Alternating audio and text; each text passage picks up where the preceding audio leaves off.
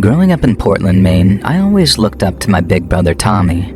He was funny, he was brave, and he was by far the best player on his high school football team. He was so good that his coaches were talking about scholarships by the time his senior year rolled around. But Tommy had other plans, and in 1964, he took a bullet flying a helicopter over in Vietnam. And in typical Tommy fashion, he managed to fly his bird back to base, and he even landed the thing before passing out. Doctors fought to save his life, but sadly, he didn't make it through the surgery, and we lost him. I was 13 when we got the news, and it broke us. It was the worst thing that ever happened to us, and it took 5 long years before we even felt like a family again. But then just as we were starting to shake off the grief and regain some sense of normalcy, the draft happened. I was 18, unemployed, and ripe to be picked out for mandatory military service. And when my parents realized this, they freaked. Mom almost lost her mind thinking that she might lose a second son to the same godforsaken war, and Dad wasn't much better. But unlike Tommy, who wanted to go to Vietnam because he wanted to fly helicopters on Uncle Sam's dime, I had a way out. An old friend of my mom's had a brother in the church, and if he pulled a few strings, he could get me a scholarship for an undergrad course at the University of Maine. And because if I was destined for the seminary, I could dodge the draft and avoid Vietnam altogether. And the plan was for me to skip out once the draft ended. But to my surprise, studying the Bible gave me back a sort of hope that losing Tommy had taken away. Faith proved a potent medicine, so when it came time to leave, I decided to stick around instead. Now for me, the church was all about service. Not just God, but to my fellow man, and so I relished any and all opportunities to volunteer with charitable organizations. Naturally, I preferred to work in places which needed that charity most, and this was how I became involved in the Schoolhouse Project. It was started in the late 70s by the Maine Council of Churches as a means of providing Sunday school services to kids in underprivileged areas. They had a chapter down in Florida, one in Oklahoma, and another in Arkansas, but they wanted to open a 4th chapter in the state of Virginia, and they wanted me to spearhead it. I considered it a great honor, so I accepted the offer on the spot. Then in the late spring of 1977, I was headed down to where Kentucky meets the 2 Virginias to start up my Sunday school. Now here's where some of you are going to take issue with the way that I tell this story, and for that, I'm just going to apologize in advance. But I once promised a man that, should I ever formally retell it, I'd protect the identities of the innocent to preserve what little peace God's allowed them in the time they have left. And so with that in mind, let's just say that I was headed to a little town with the pseudonym of Ashby, and way out in the hollers of Appalachian, Virginia. And for those who don't know what a holler is, it's basically like small valleys which carve up Appalachia's rolling hills, and one of the best words I can use to describe them is arterial. In a 5-mile radius, they might be 15 to 20 of them, all hidden away around the highways on which small towns spring up, with Ashby being one of them. And by the time I got there, coal was the basis of the town's economy, and with the oil crisis plaguing the mid-70s, as you might remember, the town's business was booming. Folks were moving themselves into Ashby by the dozen after getting themselves jobs in the mines. And although the town's 2 churches were enough to cater to the new arrivals, there was no Sunday school teacher to teach the ever-rising number of kids. And that, boys and girls, is where I came in. After renting a small single bedroom in a local boarding house, I set about introducing myself to the local preachers. And then once I had their blessing, I cobbled together a small tent, some chairs, and a chalkboard. I'd once believed that growing a full and attentive classroom would take patience. But from that very first Sunday, my tent was just about full to bursting. I taught the kids all about Jonah and the whale. They always loved that one, and how God can help us out even when all seems lost. And then when it came to feedback from parents, the only complaints seemed to be that there weren't enough chairs. But the next Sunday, almost every set of parents brought some piece of lawn furniture or an old folding chair, just about anything they could get their hands on. And over time, the Virginia chapter of the Schoolhouse Project proved a resounding success. Ashby might have been a poor community, but people were rich in spirit, and through meeting the parents of children I taught, I became familiar with almost everyone in town. Some parents genuinely wanted their children to be taught scripture. Others simply wanted someone to watch them for an hour while they fought through their hangovers. And I came to suspect the mother of a boy named Joshua fell firmly into that second camp. She didn't seem very interested in talking to me when she came to collect him on Sunday mornings. She just appreciated me being there to watch him. And so when little Joshua didn't show up to Sunday school for 2 weeks running, I became a little worried. I called over to his mom's place, a little trailer on the edge of town, and was relieved to hear that Joshua had just been under the weather. But when I next saw him at Sunday school, he still looked very pale, and he seemed much more timid than usual. After giving the kids some paper and crayons and asking them to draw an animal that they think would have been on Noah's Ark, I took Joshua to one side and asked him how he was. He must have been no more than 7 or 8 years old, and he wasn't the most confident of children. But when he told me that he'd been sick and had to stay home, he couldn't look me in the eyes at all. When I asked him what kind of illness he'd been suffering from, Joshua said that he didn't know. He just knew that it made him want to sleep a whole bunch until he suddenly felt better again. That all sounded pretty regular to me, so I didn't press him on it. But before he went back to his seat, Joshua told me about a dream that he had when he was sick. He said that the first time he fell asleep after getting so sick he couldn't stand up anymore, he dreamed that he was walking through a patch of underpants trees. Hearing the words underpants trees in sequence took me so off guard that at first I sort of laughed a little bit. Joshua smiled too as I confirmed what he'd said, and then he told me how these big old make-do dolls come out from behind the trunks of the underpants trees and started to play with him. Now, for those that don't know, a make-do doll is a sort of Appalachian tradition, or at least something that became one over time.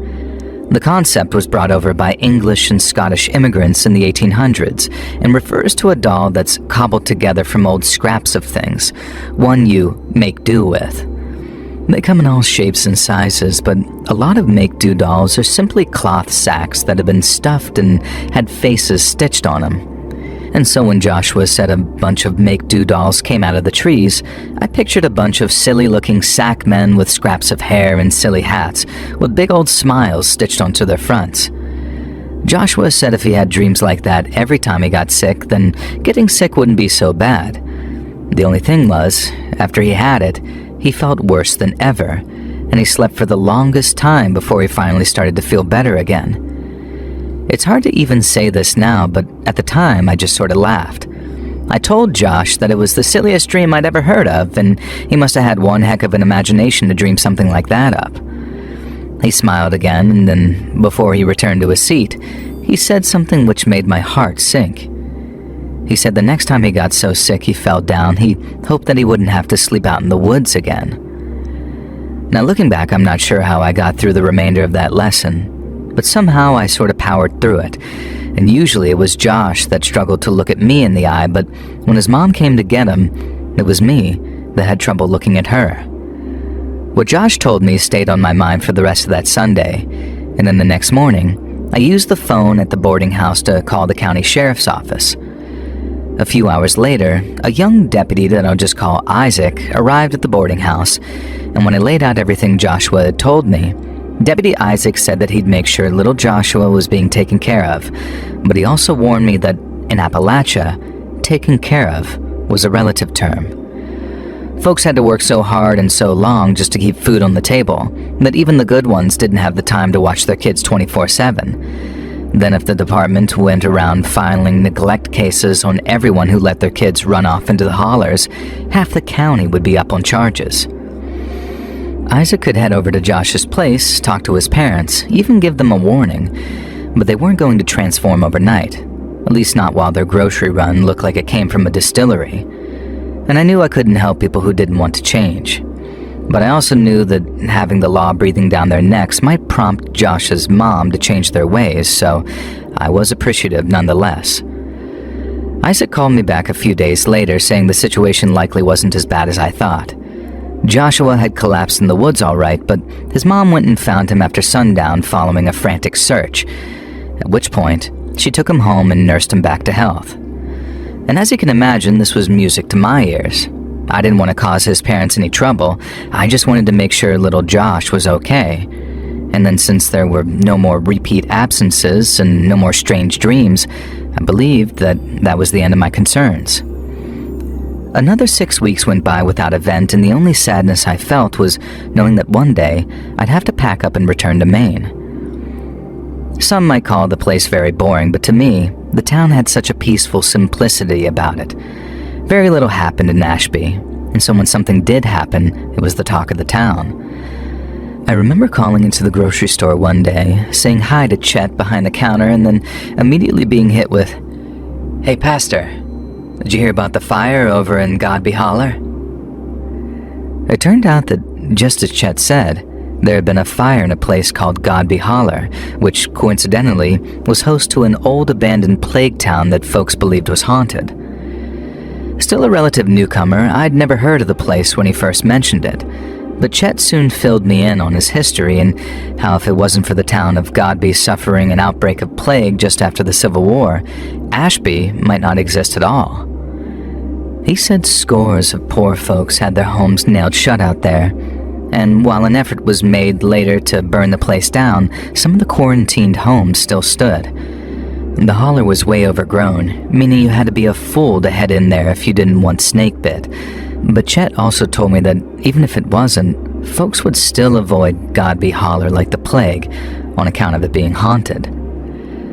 Chet said that he'd already heard rumors that the fire was of spectral origins, that the restless ghosts of the plague victims were trying to finish the job of purifying the place. But in both Chet's and my own humble opinions, the cause was more likely to be a cigarette butt, freshly flicked from some teenager's fingers. The fire had raged all night, then been extinguished by fire crews shortly after dawn, and generally speaking, the townsfolk treated the fire as an isolated anomaly, but in truth, it was the first in a chain of events that, by then, could never be stopped. Around 6 weeks prior to my return to Maine, 3 of Ashby's residents disappeared overnight.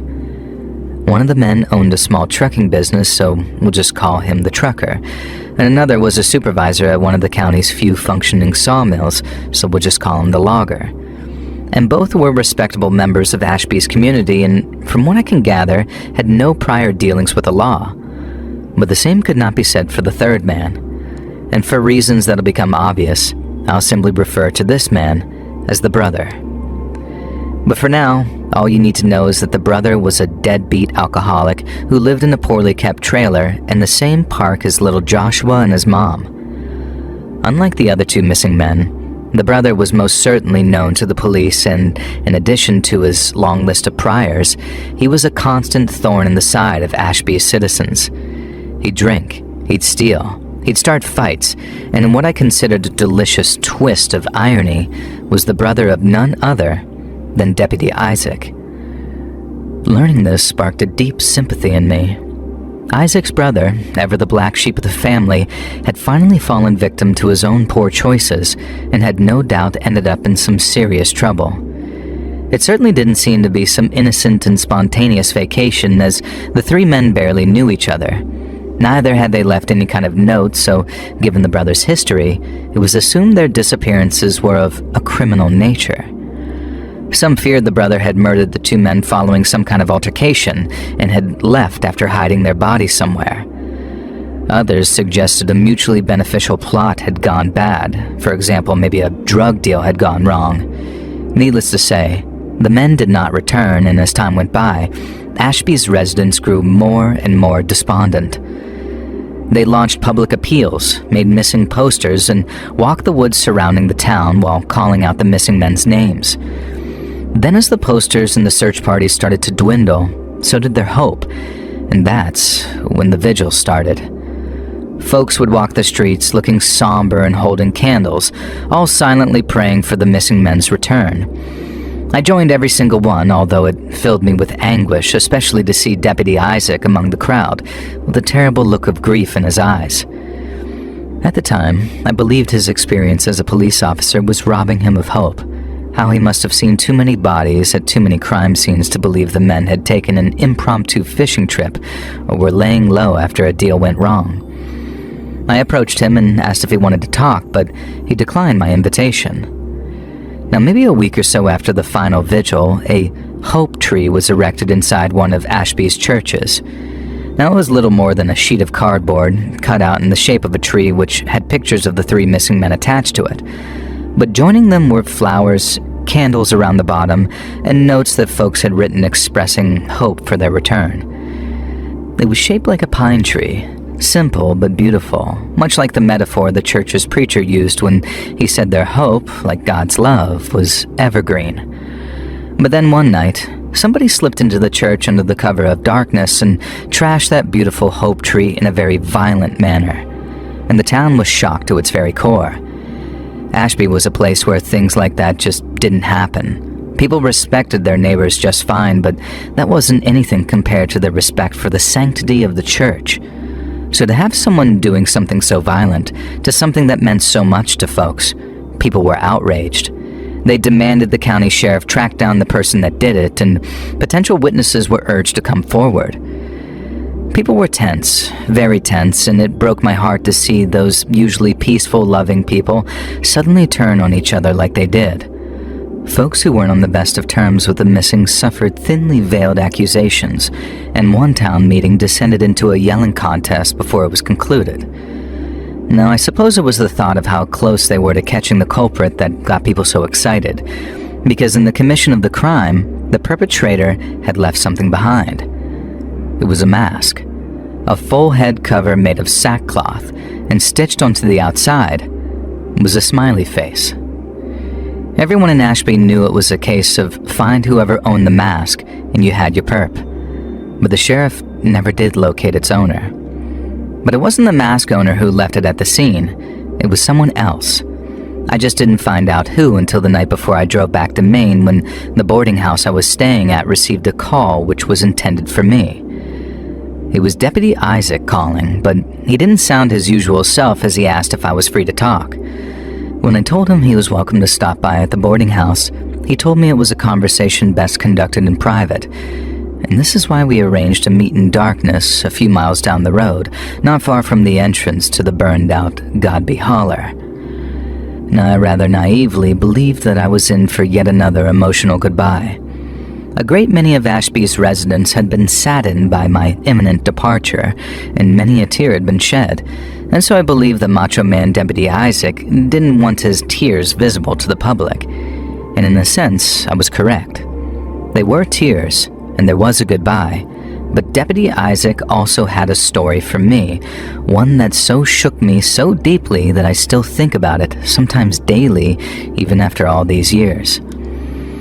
And it was after dark when I drove over to the proposed meeting spot, and then after parking my car, I got out and waited patiently for Isaac's arrival.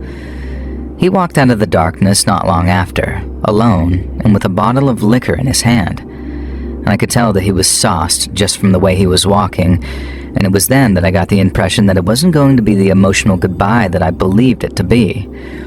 In fact, by the looks of him, I'd be lying if I said that I wasn't a little scared of Deputy Isaac that night, right then. After exchanging a few awkward pleasantries, I asked Isaac what he wanted to talk to me about. He didn't reply right away, and instead he took a long drink from the bottle of his hand while he appeared to gather his thoughts. And when Isaac asked if he could make a confession to me as a pastor, I told him things didn't exactly work like that in the Presbyterian Church. If he wanted to make a confession, he could do so directly to God, because while God sees and knows all, he certainly appreciates a little personal honesty from his children. Isaac said something about how a one-on-one with God wouldn't cut it. Not at that current moment, anyway. And instead, he wanted to jawbone with someone man-to-man, not man to God. And I understood, so I asked what he wanted to confess. But before he spoke, Isaac said the only reason that he was talking to me was that I was leaving for Maine in the morning. He asked if I was ever going to come back someday, and when I replied, yes, hopefully, he told me to push that idea right out of my mind. He was about to tell me something that no one could ever know, not anyone who lived around Ashby anyway. And so once he told me I was to stay away, and for good too, and if I didn't promise as such, then he wouldn't say another word. And I figured that since Isaac obviously wanted so badly to share what was on his mind, the dutiful thing to do was honor his wishes and swear myself to at least partial silence. Now once he'd secured my promise, Isaac told me that a few days before the fire in Godby Holler, he bumped into an old coworker while in the next county over.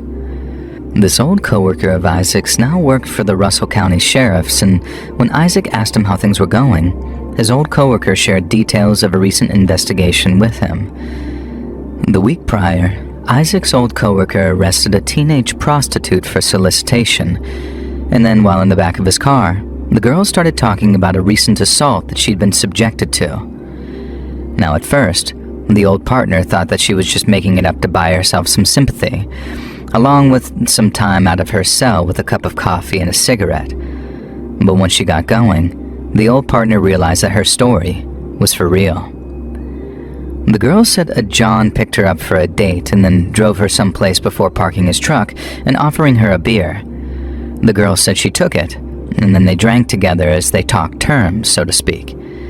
And that was pretty much the last thing she remembered until she woke up in the woods, all black and blue and feeling sore as hell. She wasn't sure what she'd been drugged with. She just knew that it must have been some pretty potent stuff, because all she remembered was being taken to a haunted house by a masked man, and how when they were dragging her out again, the leaves on the trees turned into underpants right before her eyes. Isaac's old coworker wanted to know what kind of drug might cause hallucinations, unconsciousness, and memory loss, and Isaac replied that there was a bunch of stuff that induced such effects, one of which was called roofies, or rohypnol these days. But as he talked, his mind had long since started to wander. On his drive back toward Ashby, Isaac couldn't take his mind off what his old coworker had said about the leaves turning into underpants. He'd heard that same thing somewhere before, and recently too, and then finally it clicked. He remembered how little Joshua had mentioned underpants trees to me at Sunday school, and it was a minor detail I'd mentioned in passing, but as I'm sure you'll agree, the image stuck. Isaac considered how unlikely it was that two people who'd apparently no connection whatsoever had dreamed up the exact same imagery just months apart. He then thought about the girl being taken to a haunted house. There was only one place near Ashby he knew to be haunted, quote-unquote, and that place was Godby Holler, home of the old, half-scorched plague town that nobody ever dared visit. Now, with all those thoughts running around his mind, Deputy Isaac decided to stop by Godby Holler on his way back to Ashby. It had been untouched for more than 100 years by that point, meaning anything short of a tank would have trouble driving through without getting stuck. And so Isaac hopped out of his truck and then went wandering into the haunted Godby Holler after dark, armed with nothing but a flashlight and a pistol. He walked and walked, feeling his leg getting cut to ribbons by thorny olives and Jimson weed pods, and while he found the half-burned plague town of Godby with no problem, he didn't find any underpants trees. Isaac carried on walking, looping back around to cover the whole holler. Then on his way back, tucked into a shady corner, he found a clearing ringed by unusually colored dogwood trees. Because it wasn't just white dogwood flowers decorating those trees, and when Isaac shone his flashlight into them, he saw dozens of pairs of differently colored underwear, all hanging from branches. Deputy Isaac said that he put it all together on the spot. If the assault of that teenage girl was for real, and she hadn't simply hallucinated the underpants tree or the men in the sackcloth masks who looked like make-do dolls, then neither had little Joshua. Now, what made it all worse was that all those pairs of underpants dangling from the branches looked like trophies. And if that was the case, then the number of victims had to be in the high double figures. How long had these monsters been active in taking their victims to Godby Holler? Who were they? And how had it taken until then for it all to come to light? These were all things Deputy Isaac pondered to himself as he walked back to his truck to grab the spare can of gasoline that he kept in the back of his truck. and he knew it wasn't a good idea to burn evidence like that, and that by doing so, he was potentially jeopardizing the prosecution's case should it get to a court of law. But Isaac didn't care. He wanted the men behind those sackcloth masks to know their crimes had been uncovered, because once the cat was out of the bag, all he had to do was sit back and watch whose dogs started barking. Isaac soaked those dogwood trees in gasoline, set them on fire, and watched them burn for a while before heading back into Ashby. And then the next morning, the fire was the talk of the town. Isaac played his part as the oblivious deputy, but took the opportunity to gauge folks' reactions when he asked them, "Did you hear about the fire up in Godby Holler?" Everyone he asked replied with innocent surprise, everyone except his deadbeat brother, who mysteriously had a bus to catch not long after hearing the news. Deputy Isaac found that incredibly coincidental, so he drove over to his brother's trailer to take a look around. And it was there, hidden away in the back of a messy closet, that Isaac found a bag containing a sackcloth mask with a smiley face stitched onto the front. Isaac's brother returned home later that night to a dark and seemingly empty trailer. But waiting for him in that closet, which contained the sackcloth mask, was his sheriff's deputy brother. Isaac said he had to torture him to get the full story, because not the law and not even a gun to his head scared him enough to reveal the truth. Isaac had to stuff his brother's mouth with a wet rag while he beat him, and then after he broke the first finger, his brother started to talk. He, the logger, and the trucker had been picking out victims for almost a decade by that point. They didn't do it often, just whenever the brother needed money so bad that he was willing to lure a child into the woods to drink a special bottle of sody pop that he'd laced with downers. Only the brother got so used to dosing kids that he messed up supremely when it came to drugging that teenage prostitute. And that was his one big mistake. And by pure happenstance, it made its way back to him in a way that he could never have predicted. Having learned that his brother, his own flesh and blood, was practically the linchpin in a local predator ring, Isaac had some serious thinking to do. He ended up untying his brother from the chair that he'd bound him to, and then, after popping the caps off a couple of beers, Isaac said he'd fix everything. All his brother needed to do was call up his two buddies and arrange a meeting so Isaac could figure out which creases needed to be smoothed out. He said his brother was so grateful that he cried, and in the service of covering up his crimes, was only too willing to set up that meeting. But once he did, and he relayed the time and location, Isaac grabbed his brother by the throat and strangled him to death right there in his trailer. Later that night, he drove out to the meeting place and waited for the trucker and logger, and then when they'd showed up, all that waited for them was judgment. Deputy Isaac said that he threw the two men's bodies in the trunk along with his brother's, and then he drove to an old abandoned mine that he knew of a few counties over and tossed their bodies down a very derelict shaft. Isaac said at first he had no doubt that he'd done the right thing. He said the legal system in this country is kind of like a sieve, and since some crimes slip through the cracks, he couldn't bear to sit back and let that happen after a full-blown confession from one of the perps. He didn't regret killing the logger or the trucker, but the memory of that look in his brother's eyes, the one he got when he realized his own brother was going to end him, it haunted Deputy Isaac. He remembered the story of Cain and Abel, and albeit in very different circumstances, began asking himself the same thing Cain did, that question being, am I my brother's keeper? He began wondering if he should have helped his brother, not by covering up his crimes, but by putting him in handcuffs and protecting him from himself. And that's when Deputy Isaac asked me, in my most humble opinion, if I believed a man who'd murdered his own brother would be allowed to enter heaven. I told him he'd have to make a very good case before the Lord because the oldest of the oldest laws still read, "Thou shalt not kill." But I also said that if what he told me was the God's honest truth, then certain provisions might be made for a man who'd killed to protect the innocent from, and I say this with no hyperbole whatsoever, the power of Satan. Isaac told me that the only reason he was sharing all this with me, and me alone, was that the people of Ashby were simply not able to handle the truth. And aside from his brother, The missing men had both been pillars of their community, and if the truth was known, it would tear the fabric of that community apart. The same effect would be achieved if the whole thing went to trial and the truth came out that way, and so instead, Deputy Isaac decided to dispense justice both personally and privately. The only real question that remained was whether or not he could live with the memory of killing his own flesh and blood. I still think of Deputy Isaac and his brother even all this time later, because there's a line from the Book of Chronicles I wish I'd shared with him that night that we met near Godby Holler. If my people, who are called by my name, humble themselves and pray, and seek my face and turn from their wicked ways, then I will hear from heaven and will forgive their sin and heal their land. But there's also a verse from Ezekiel that I wish I'd shared with him too, one which reads, "So I will tear down the wall which you plastered over with whitewash, and bring it down to the ground, so that its foundations is laid bare. And when it falls, you will be consumed in its midst, and you will know that I am the Lord." It's a verse all about the consequences of concealing evil deeds, and how when men lay them bare and allow the wicked to be consumed by their own misdeeds, they become the instruments of God.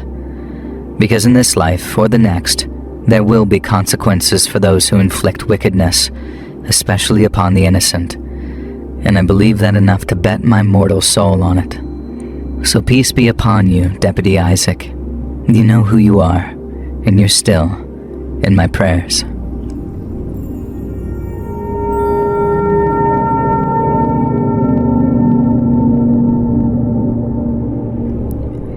I was born and raised in the suburbs of Cincinnati, and thankfully, I had a boring and rather uneventful childhood.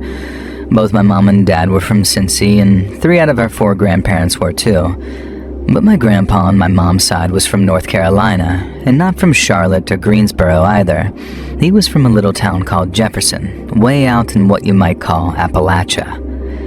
I've never personally visited the place, and I'm sure it has its charms, but my grandpa Joe always had very mixed feelings about the place, and I guess a lot of that was down to him serving as a deputy sheriff in the Ashe County Sheriff's Office for just over 10 years.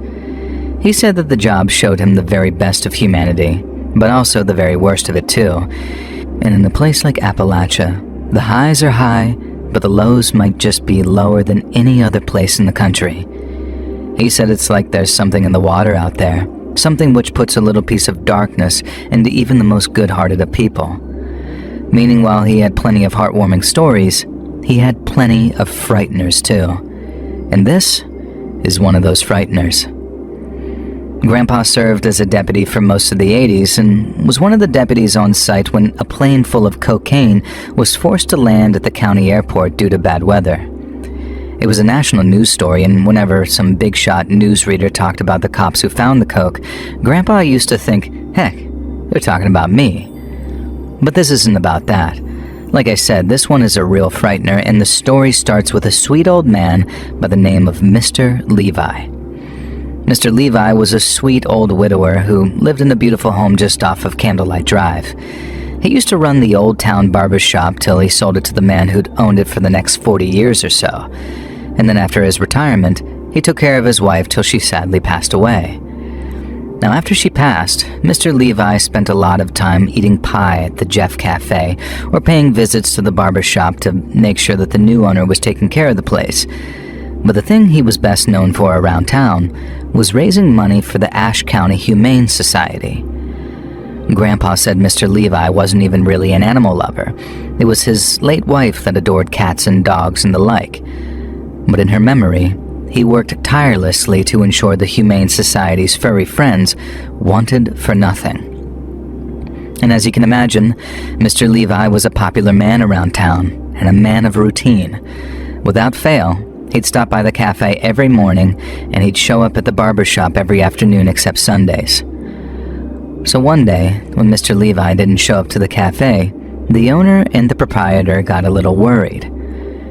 She decided to call the sheriff, and it was my grandpa that was given the task of going to check out sweet old Mr. Levi. He said he drove over from the sheriff's office and knocked on Mr. Levi's door.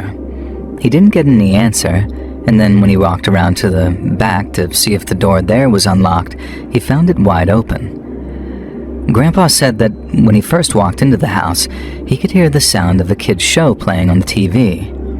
He said for some reason the sound put him at ease, as if nothing bad could ever happen while a kid's cartoon is playing on the television.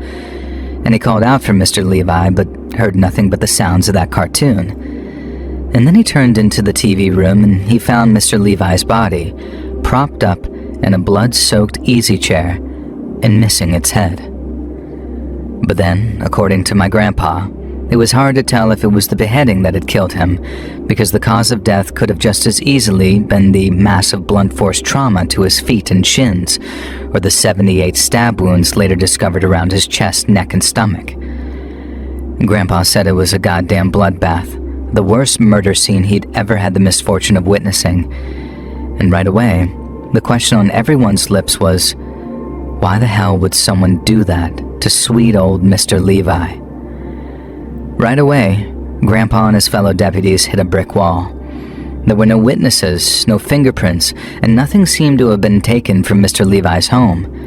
Whoever killed him slipped in and out quickly and quietly, and it inflicted a hideous amount of damage before they disappeared into the night again. The sheriff and his boys were stumped. They approached the case from every possible angle and chased down every possible lead, but when all was said and done, they were no closer to finding Mr. Levi's killer than they were the day that they found his body. As the department got more and more desperate, the sheriff asked my grandpa to do a little research into Mr. Levi's family to see if any relatives were around for us to talk to. And that's how he discovered that Mr. Levi was a distant descendant of a man named Emmanuel Willis Wilson. Now, a lot of you are going to be asking, who the heck is that guy? And I asked myself that same question when my grandpa first said his name. Well, Emmanuel Willis Wilson was the 7th governor of West Virginia, and he's famous for two things. Number one, he had an extended term as governor due to an electoral dispute. And number two, he refused to extradite a man named William Hatfield to Kentucky for crimes against its citizens. William Hatfield, better known to some as Devil Anse Hatfield, was the patriarch of the Hatfield family, who from 1863 to 1891 fought a blood feud with the McCoy family, who were headed up by old Randall McCoy. It all started because most of the people around there fought for the Confederacy, but a McCoy man named Asa Harmon McCoy fought for the Union. Well, old Asa gets bushwhacked, old Randall suspects the Hatfields, and then the rest is history. And the feud got so intense that it gained national attention because at one point, it looked more like a straight-up war than just a family rivalry. People threw their lot in with either side, which made them targets for raids by night riders on the other side, and it was like the Civil War all over again. And then when authorities in Kentucky tried to bring the Hatfields to justice, Governor Emmanuel Wilson stepped in and made sure that that didn't happen. Devil Anse Hatfield was so appreciative of Governor Wilson's efforts that he named one of his sons after him, and to this day, Wilson is still considered the man who could have put an end to all of that and chose not to. It's possible that if he cooperated with Kentucky's extradition request, he too would have been killed, but by refusing to bring the Hatfields to justice, Governor Wilson wrote himself into the story whether he intended to or not. And this meant that it wasn't completely out of the question that Mr. Levi's murder had been connected to those committed by the Hatfields and the McCoys. But Grandpa said the idea was so ridiculous at first that it actually made the deputies laugh when someone made a joking offhand suggestion of it. But then, as avenues of investigation dwindled and they found themselves increasingly clutching at straws, someone in the department decided to do a little research on the family lineages of Jefferson's residents. And when he did, he found something unbelievable. One of the men of the McCoy side of the feud was a man by the name of Bad Frank Phillips. Now, Bad Frank ended up dying a couple of years after the feud officially ended, after getting himself shot in the leg during a drunken argument. But word has it, his death left a whole bunch of daughters without a father. Since their mother couldn't look after them, she went about marrying these girls off to just about anyone capable of taking care of them. and they all take their husbands' names, have daughters of their own, and those daughters had their own daughters, and so on and so forth, until Philip's blood had been diluted to the point that it's barely even detectable. Unless, of course, a person takes the time to map the family lineage of Jefferson's residents, at which point you discover that an unusually large number of Bad Frank's descendants ended up settling in none other than Ashe County, North Carolina. Out of Jefferson's 1,500 residents, my grandpa's fellow deputy figured that at least 11 of them were blood relatives of Bad Frank Phillips, and those were just the folks that he could confirm were his descendants. That meant that overnight, their list of suspects went from 0 to almost a dozen different people. But that was if, and only if, the department was going to entertain the idea that Mr. Levi's murder was in fact a continuation of the Hatfield and McCoy feud, almost 100 years after its official conclusion. But then, seeing as they had nothing else to go on, the sheriff decided to work down the list of names to see which had alibis for the night of Levi's murder and which didn't. And then out of the 11 individual names on that hypothetical list of suspects, the sheriff discovered only one of them had a solid alibi. The sheriff invited a couple of them down to the department. Nothing serious, just to ask a few innocent but probing questions. And then by the time 4 or 5 of them had been interviewed, the department was split in two. One side thought the other was making a mountain out of a molehill, and they were seeing patterns that weren't really there. But the other half, Grandpa included, thought just about any of those 11 people could have been responsible for the murder. Grandpa thinks the most likely scenario involves someone doing a little ancestry research and then finding out about the feud and their connection to it. The same person must have researched the ancestries of everyone else in town, found out who Mr. Levi was related to, and for some godforsaken reason decided to add to the feud's body count. And the best way of figuring out who that was would be to find out who'd been thumbing through the records, because they're all available to the public down at the county courthouse. But they don't keep lists of the people who do that. All you gotta do is ask permission, and at the time, the courthouse didn't have security cameras, just a lone deputy who kept the peace during hearings. I remember my grandpa telling me all of this, and then when he got to that last part about not being able to prove who did it, he stopped and shook his head. I understood why without him needing to tell me, as he was frustrated and I was too, because he told me a story that didn't have an ending. All he left Jefferson with was his theories and suspicions, and a desire to get the heck out of a town where people still murdered each other over age-old scores.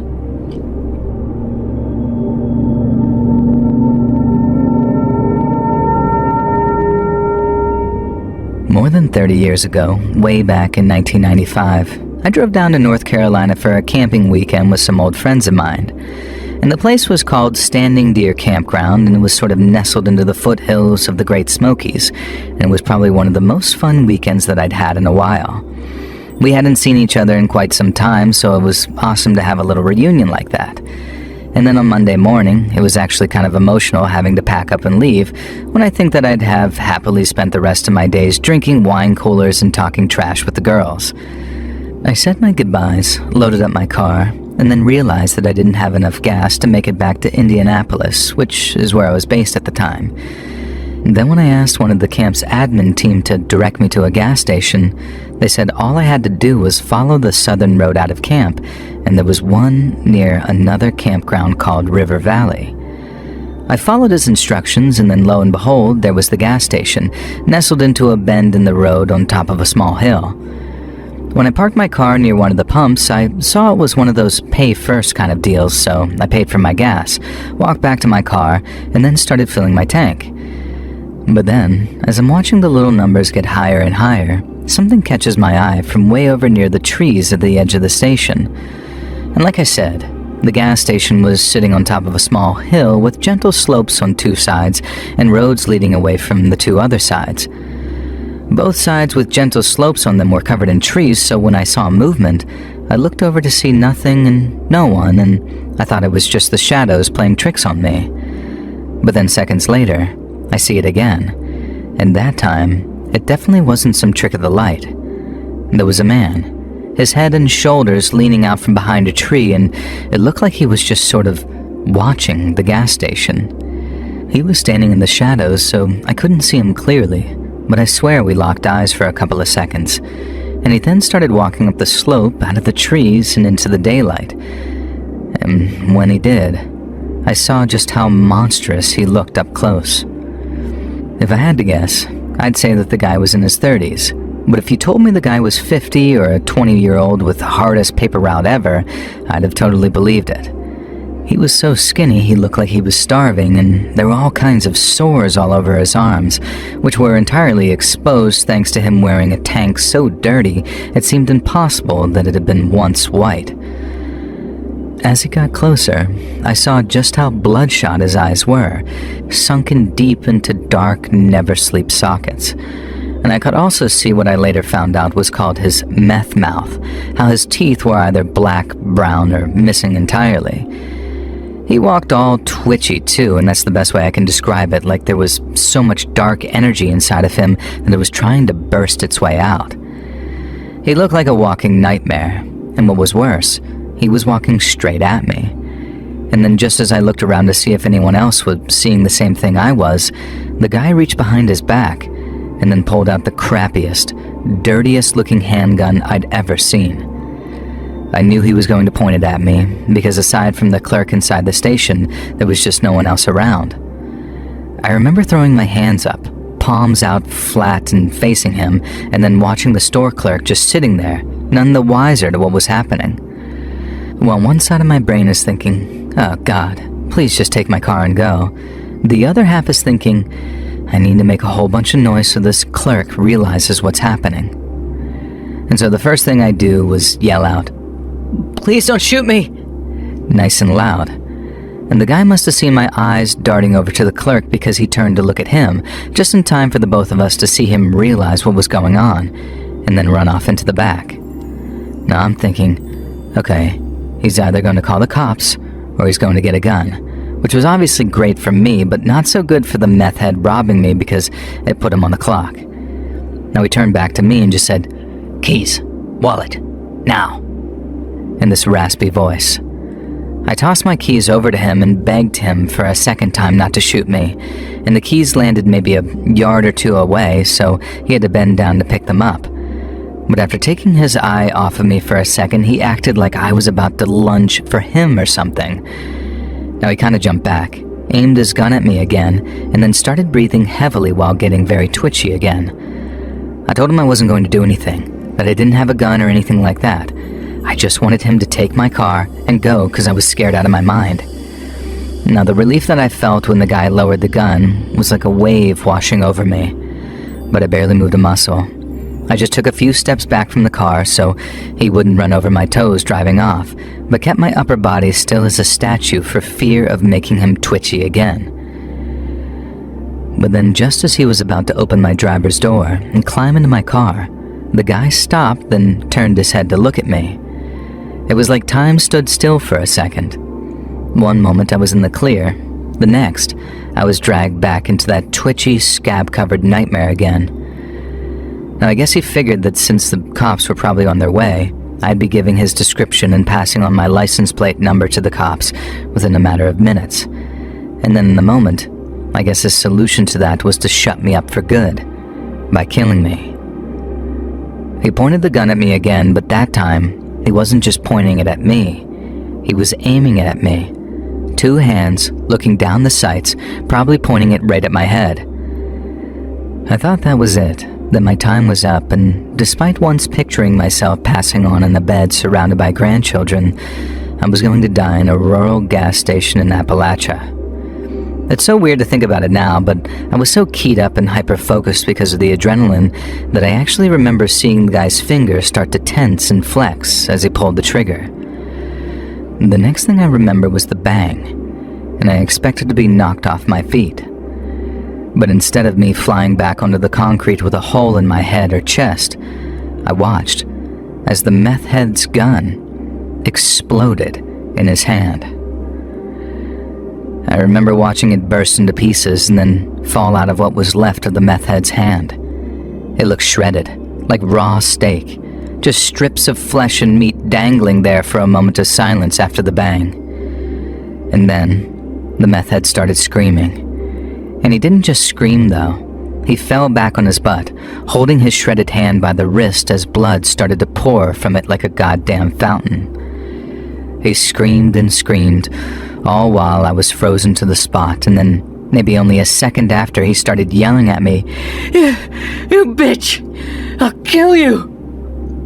I saw the store clerk walk out of the gas station with some kind of long gun, either a shotgun or a rifle, I couldn't tell which, and he yelled at that meth head not to move another inch because he'd already started trying to get back on his feet, and if he did, he'd get his head blown off too.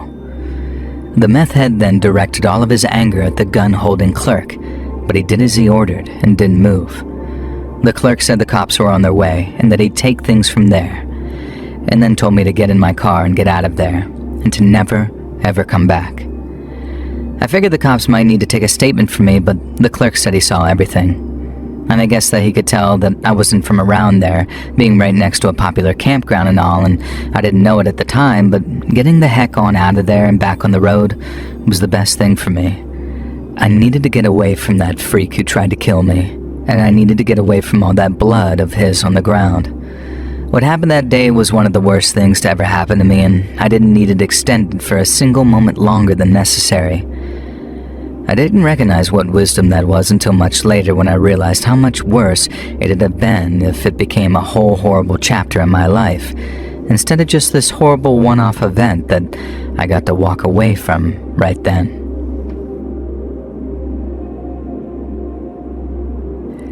Hey friends, thanks for listening. Click that notification bell to be alerted of all future narrations. I release new videos every Monday and Thursday at 9 p.m. Eastern Time, and there are super fun live streams on Sundays and Wednesday nights. If you got a story, be sure to submit them over at my email at letsreadsubmissions@gmail.com, and you might even hear your story featured on the next video. And if you want to support me even more, grab early access to all future narrations and bonus content over on Patreon, or click that big join button to hear about the extra perks for members of the channel.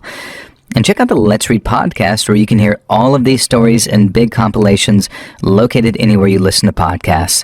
I also have a true crime channel called Saturn Soul. Check it out. All links in the description below. Thanks so much, friends.